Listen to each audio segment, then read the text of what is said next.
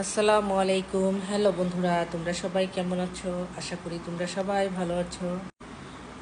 জানো বন্ধুরা, আজকে আমার মনটা অনেক খারাপ, অনেক খারাপ। তোমরা এতক্ষণে মনে হয় সবাই জেনে গেছো যে ঢাকার মাইলস্টোন কলেজে কত বড় একটা দুর্ঘটনা হয়ে গেছে।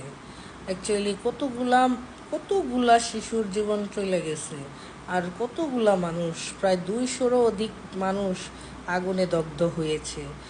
এই এই সংবাদটা সকাল থেকে দেখার পর থেকে মনটা এত ভীষণ খারাপ ছিল যে আজকে আর কোনো ভিডিওই বানাতে পারি নাই।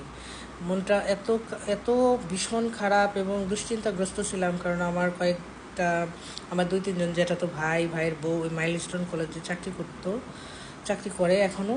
তো তাদের নিয়েও খুব টেনশনে ছিলাম যে তাদের কোনো প্রবলেম হয়েছে কিনা। তা আল্লাহর রহমতে তারা ভালো আছে, সুস্থ আছে, আল্লাহর লাখ লাখ কোটি কোটি শুক্রিয়া। আর তার চেয়েও বেশি খারাপ লাগছে এই ছোট্ট ছোট্ট মাসুম বাচ্চারা কীভাবে এরকম একটা দুর্ঘটনার শিকার হলো। কিন্তু আবার এর পেছনে আমার একটু রাগও আছে, কেননা এই দুর্ঘটনা ঠিক আছে, বাট এই দুর্ঘটনা হইতো না যদি আমাদের যুদ্ধ বিমান ট্রেনিংয়ের ক্ষেত্রে যদি ঢাকার শহরকে বাইসানা নিয়া কক্সবাজার আছে, সমুদ্র আছে, আমাদের বিশাল একটা সমুদ্র আছে, সেই স্থানে নিত, বা এরকম অনেক জায়গা আছে যেখানে জনবসতি নাই, যেখানে মানুষজন নাই, জনশূন্য, সেই সব অঞ্চলে এই বিমানের ট্রেনিং কার্যক্রম পরিচালনা করতো, তাহলে তো আজকে এই দুর্ঘটনা হতো না।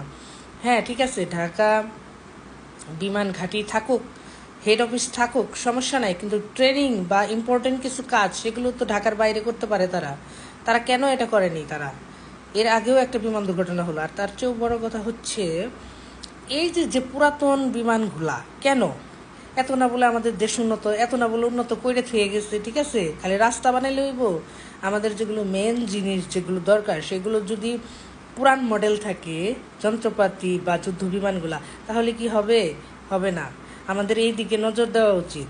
আমাদের সেনাবাহিনী, বিমান বাহিনী, এদের যন্ত্রপাতি বা যুদ্ধের আনুষঙ্গিক জিনিস যা কিছু আছে এগুলোকে উন্নত করা উচিত।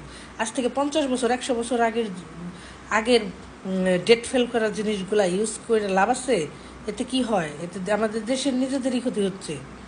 এইদিকে আমি অবশ্যই আশা করব যে আমাদের সরকার বা ডক্টর ইউনূসের কাছে আমরা বলবো, দাবি জানাবো, তিনি জানি এইদিকে দৃষ্টি দেয় এবং এই ট্রেনিং সংক্রান্ত যত যা কিছু আছে এগুলো জানি ঢাকার বাইরে, বিশেষ করে সমুদ্র যেখানে বা বড় বড় নদী যেখানে, সেইখানে জানি করা হয়।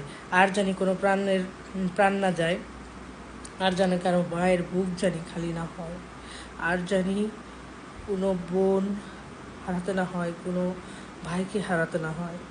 প্লিজ আমার এই ভিডিওটা যদি আপনাদের খারাপ লাগে তাহলে আমাকে ক্ষমা করে দেবেন, আর যদি ভালো লাগে তাহলে অবশ্যই শেয়ার করে আরও অনেকগুলো মানুষকে দেখার সুযোগ করে দিন, যাতে আমার এই কথাগুলা ডক্টর ইউনূসের কান পর্যন্ত পৌঁছায়। ঠিক আছে, আমি জানি তিনি অনেক ভালো মানুষ, সে অবশ্যই এগুলো সংশোধন করবে, যা নাকি পূর্বে কেউ কখনো করেনি, আর ভবিষ্যতেও অন্যদের দ্বারা মনে হয় না যে কেউ কখনো করতে পারবে। তাই আমি ডক্টর ইউনূস এবং বর্তমানে যারা আছে তাদেরকে বলবো, আমাদের দেশের এই সিস্টেমগুলা, নিয়মগুলা অবশ্যই আপনারা পরিবর্তন করুন। এগুলো যদি এই অবস্থায় রাইখা আপনারা যদি বলতে গেলে নির্বাচন আসে বা অন্য কোনো কেউ আসছে ক্ষমতায়, তারা করবে না, করেনি। এই পর্যন্ত কি কেউ করেনি, কেউ ভাবে না এগুলো নিয়ে। আমাদের সাধারণ মানুষের জীবনের কোনো মূল্য নাই, তাদের জীবনের মূল্য আছে, আমাদের জীবনের কোনো মূল্য নাই। ঠিক আছে, আমার তো ভয় লাগতেছে। আমার ছোটো বাচ্চাকে আমি, বিশ্বাস করেন, আমার বেবিটাকে আমি মাইলস্টোন দিতে চাইছিলাম, ঠিক আছে, কিন্তু এখন আমার নিজেরই ভয় লাগতেছে। ঢাকা আসলে বসবাসের অযোগ্য হয়ে গেছে আমাদের সিস্টেমের জন্য। ঠিক আছে, এটা কেন হইল? এর জন্য বিমান বাহিনীও দায়ী। তাদের উচিত ছিল না ঢাকার ভিতরে এই ট্রেনিং কার্যক্রম পরিচালনা করা। ঠিক আছে, তাদের উচিত ছিল। পৃথিবীর উন্নত দেশে দেখি যে পাহাড়ি এলাকা যেখানে জনমানবহীন, ঠিক আছে, কিংবা সমুদ্র এলাকা, ওইখানতে তারা ট্রেনিং করায় আর্মিদেরকে, বিমান বাহিনীদেরকে, নৌবাহিনীদেরকে। তারা এই মানে রাজধানীর মধ্যে যেখানে নাকি মানুষের জায়গা হয় না, এত হিবিজিবি, সেইখানে কিনা তারা এই ট্রেনিং কার্যক্রম পরিচালনা করতেছে। আসলে আমাদের প্রত্যেক বাহিনীর যারা আছে সবাইকে আমি ভালোবাসি, সম্মান করি, বাট এদের মধ্যেও অনেক কিছু পরিবর্তন দরকার আছে, অনেক কিছু। আমি জানি না, আমার থেকে হয়তো আরও অভিজ্ঞ লোক আছে, তারা ভালো বলতে পারবে এই বিষয়গুলা। তো আমি তাদেরও দৃষ্টি আকর্ষণ করব, তারা জানি বিষয়গুলো দেখে। কেন সাগর থাকতে, কেন পাহাড় থাকতে, কেন বড় বড় নদী বা নদীর পাড়ের এলাকা যেখানে জনবসতি বা বাড়িঘর নাই, ওই সব অঞ্চলে কেন বিমানের বাহিনীদের ট্রেনিং দেওয়া হয় না? এই এই জিনিসটা, এই প্রশ্নটা আমার সবার কাছে, সমস্ত মানুষ জাতির কাছে রইল।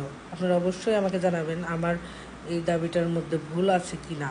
আর যদি আমার দাবিটা সঠিক হয়ে থাকে তাহলে অবশ্যই সবাই আমার সাথে একমত পোষণ করবেন। ধন্যবাদ সবাইকে। আর যারা মারা গেছে তাদের জন্য অবশ্যই আপনারা দোয়া করবেন, তারা জানি বেহেশতে যায়, আল্লাহ জানি তাদের বেহেশত নসিব করে।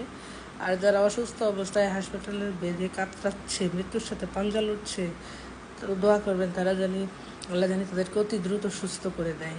আমিও দোয়া করি আল্লাহ জানি ওই শিশুদের বা তাদের গার্জেন যারা আছে বড়রা, সবাইকে জানি আল্লাহ সুস্থ করে দেয় তাড়াতাড়ি।